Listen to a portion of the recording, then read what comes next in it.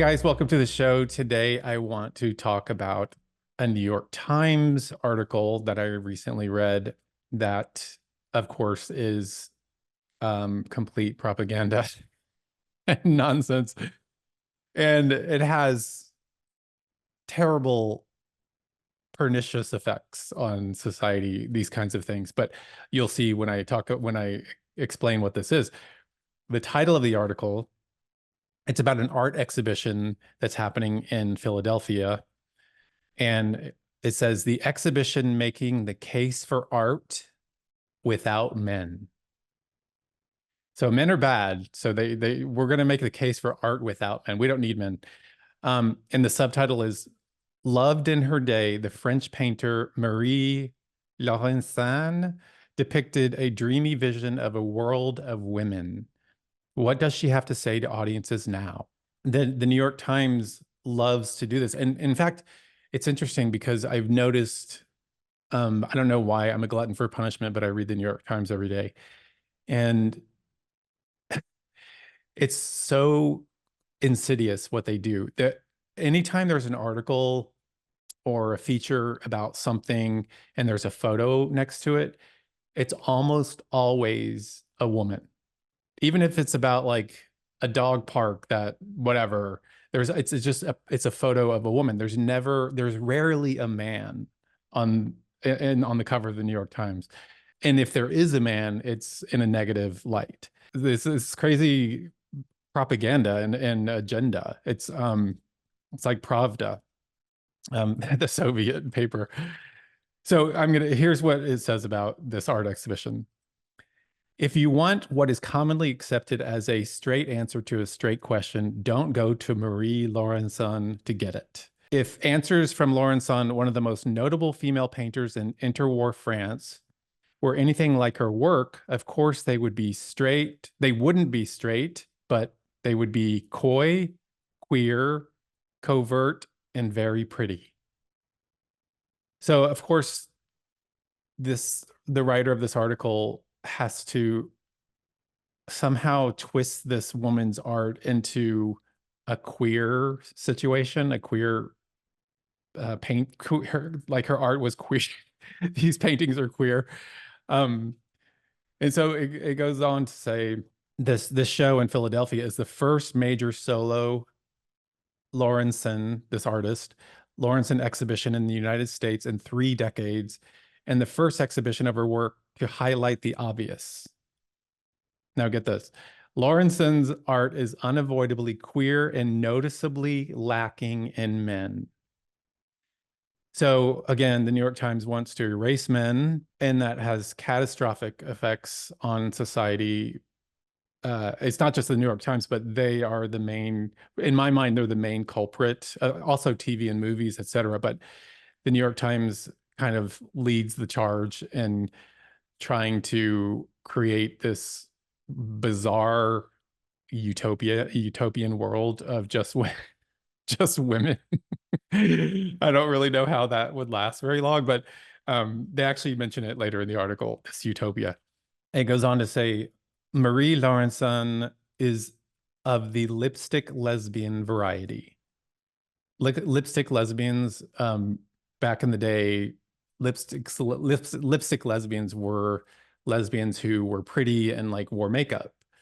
That's what that's what we used to call them. And she calls her that. She constructs this very soft feminine world that really spoke to viewers at the time, this art historian says. And if you realize that in her soft way, she's constructing a world without men, of female harmony. There's something pretty revolutionary in there as well.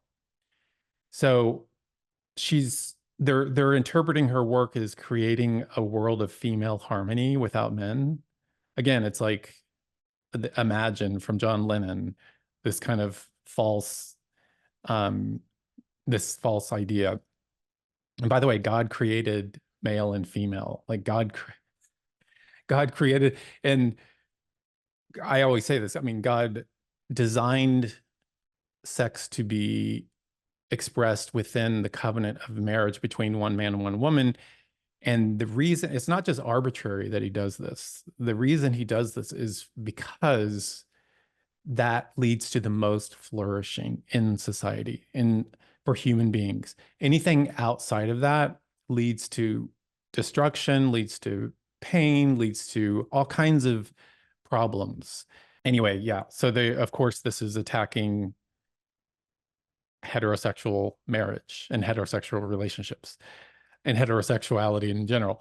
So, and then it goes on to say that a professor of art history says that Lawrenson is a separatist.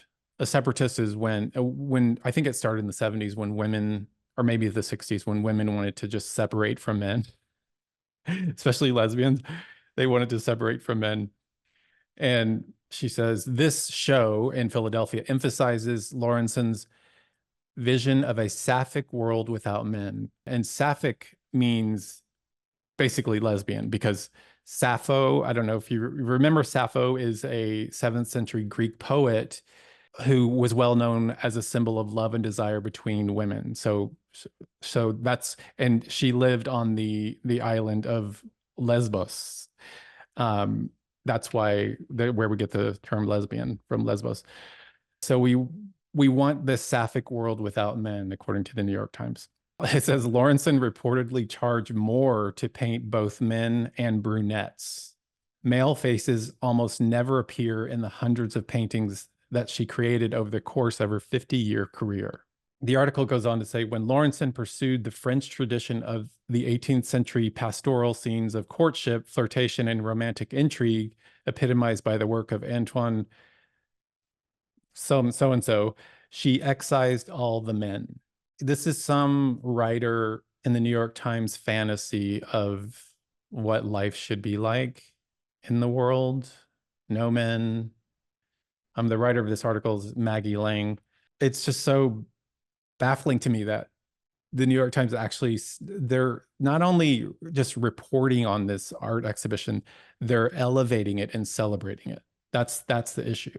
And it says, Lawrenson made work that appealed to wealthy male buyers who might not interpret women embracing, kissing, and dancing as lesbian activities.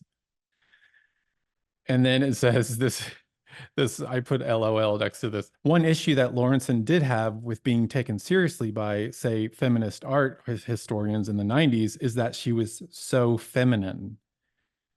They just couldn't get it.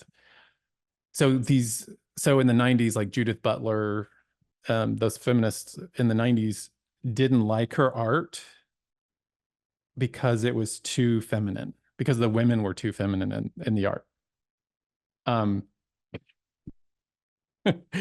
So yes. And then it says after Lawrenson's death, her work fell into an especially peculiar trap. It was dismissed for its femininity and criticized for its supposed lack of feminist sensibility.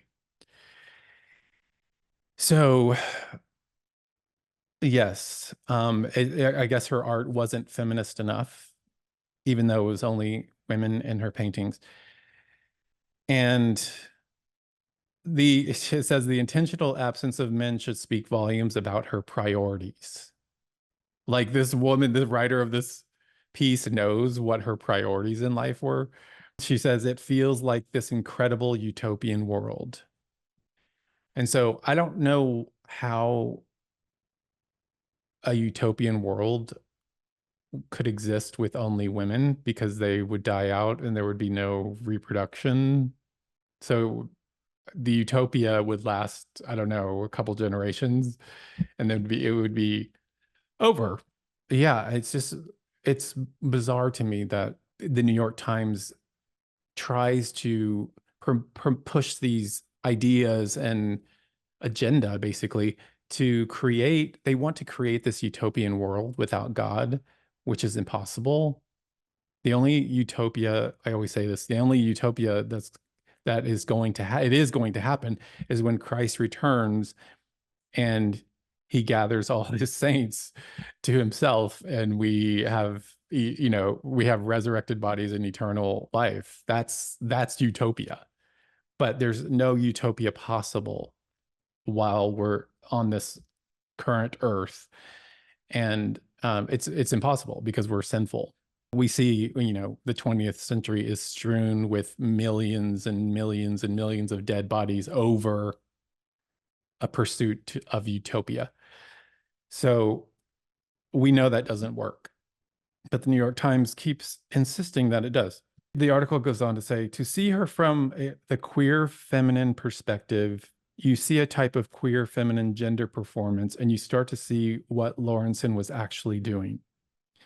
And see, again, this is postmodernism in action. It's going back and deconstructing it and then putting your own interpretation on it, deconstructing the language, the art, and reinventing it to fit a queer feminist perspective. And then at the last thing she says, she declined to do a portrait of Coco Chanel. She did a portrait of Coco Chanel, and Coco Chanel didn't like it because she complained that it didn't look enough like her. But Lawrenson had no interest in adhering to straightforward likenesses. She was interested only in creating an entirely new world, which is fine, but it doesn't need to be a lesbian feminist world. The New York Times, this is what people in Hollywood are reading, obviously, every day. They're reading the New York Times every day, and a lot of the shows and movies and media are being driven by these kinds of pieces in the Times. And I mean, there's no end in sight until Jesus returns, which I can't wait for. We need men.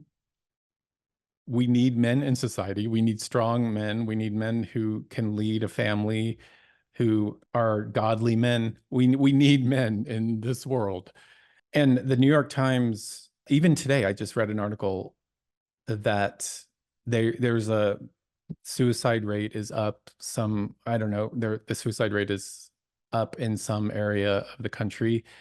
And it's like, gee, I wonder why. I wonder why that is the case. And I always say this because this kind of ideology, this kind of anti-God ideology breaks down the family, breaks down society, breaks down people's mental health, et cetera, et cetera.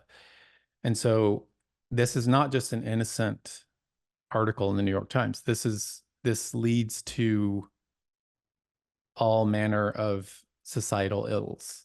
It's not healthy. This is very unhealthy. And we need men in society. We need men to lead the family. We need men for a multitude of things. And so this idea of a world without men is absolutely absurd. So I just saw this the other day. I read this article and I thought I need to talk about this because it's just too crazy. So thank you guys for watching, and I will see you next time.